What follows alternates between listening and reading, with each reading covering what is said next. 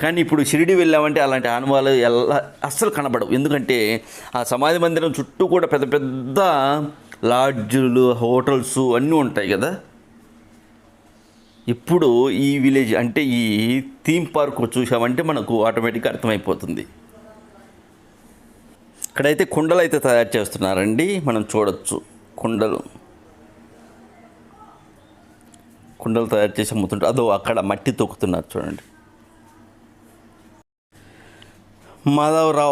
Madhavarao Deshpande school ఆయనండి. Last video పెట్టాం కదా, శ్యామ స్కూల్ ఇది. శ్యామ గారి స్కూలు. శ్యామ గారు ఇక్కడ చదువు చెప్తుంటారు ఈ స్కూల్లో. చాలా చక్కగా చూడొచ్చు మనం.